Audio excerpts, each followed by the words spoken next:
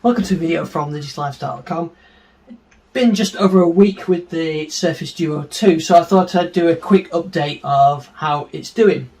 Last week I gave you my initial impressions and the difference between the original Duo as well. So check out that video if you want to sort the details. Now I'm just doing a quick update. So first thing to say, I'm really enjoying using the device. The first thing you really notice is how quick and responsive it is. There's no lags at all anywhere. It's quick, responsive. You open it, it's there. You want to take a picture, it's there. Everything just works quickly, and I think that's the main thing difference I've noticed. As I said in the previous video, I was a big fan of the Surface Duo. It had its shortcomings and its quirkiness, and I kind of loved it for that, and at times hated it for that. Like taking a picture, you could wait minutes seeping for it to take the picture, especially if you were taking low light, fast moving things. It was almost impossible. Front facing camera as well, it had to kind of guess which mode you were in, and that took some time as well. But also occasionally when you were loading some apps, like going into your email, you wait for it to come over, or you throw it away like that, and it wouldn't always do what it wanted, and it would sometimes be a bit sluggish. With the Duo, that is definitely not the case. The Duo 2, things are ultra quick. Of course, you've got that dual spanning mode, and I love that now. But things just, you get rid of them, they get rid of. You task switch, you can task switch. It's really fast and smooth, and that is actually one of the biggest things that I noticed with it. It is really responsive, so that's been good. I've seen a couple of quirks with like this translucent taskbar down here at the bottom. Sometimes it wouldn't go all the way across, and if you swipe up, this translucent part would be halfway up, or you'd open a folder up and the background wouldn't be fully it would be halfway up the translucent part of it. So, but it kind of goes away if you restart, or it seems to go away itself after a bit. But it's a minor thing. So I've been really impressed with the speed and performance of the device and the reliability for that case. The other big thing is the camera. The camera is way better.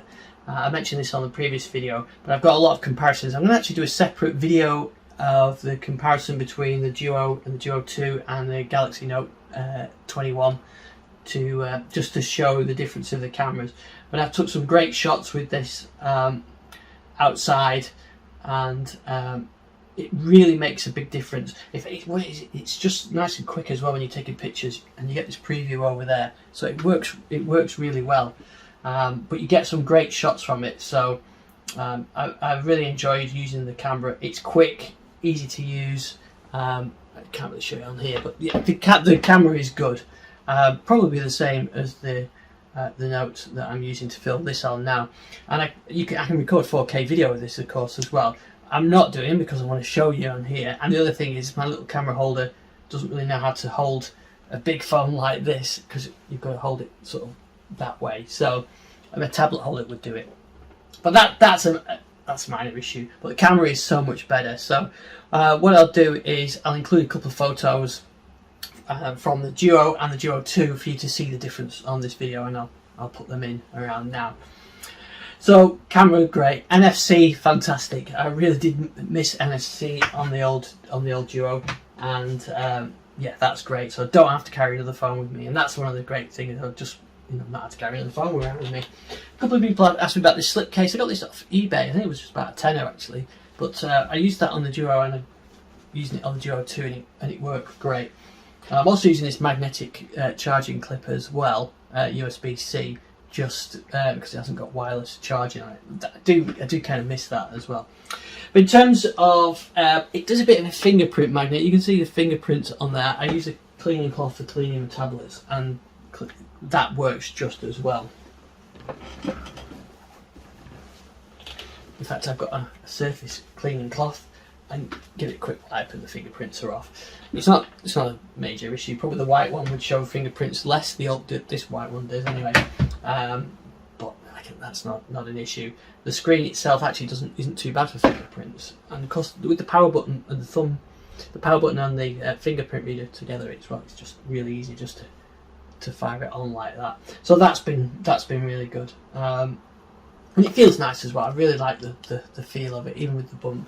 It's great for Teams calls as well. I've done quite a few Teams calls with it. You can prop it on your desk like that and use it. It's got a front-facing camera, so you can use the front-facing camera on there, and it works great. And you can leave the other screen then for something else, so you can move them around. So that's been great as well. Android 11 has got some nice little touches, like hold the power button down, and you've got some smart home controls from Google Home, things like that, which I hadn't used before. Didn't get Android Auto working. I've got it working by enabled developer mode on here, and haven't got it working on here yet, so I've got to do a bit more work on that to figure that out as well. There's some nice, the other thing about the Android 11 is that there's some nice little things like the transport controls. I'm trying to get a reflection of there. The Spotify controls are on there, and you've got the big volume and brightness controls on there as well. So that works really well. So Android 11 actually is a nice improvement for the Duo. Not massive, but it's good. I do like this idea though that you can have some apps set to open in dual screen mode. So I've got that set for Outlook. So whenever I open Outlook, it opens in dual screen mode, and you get then the email on the other screen. I've done it the same with OneDrive as well, so that when you've got your photos, you get the preview on the other screen like that. So that works really well, and you've got full control over that. So that's been really good on it as well. Switching modes between single screen and dual screen mode, no issues with that. It does feel a lot better at understanding what you're doing. It's not trying to guess which screen you're on, and it just switches over, and there they are.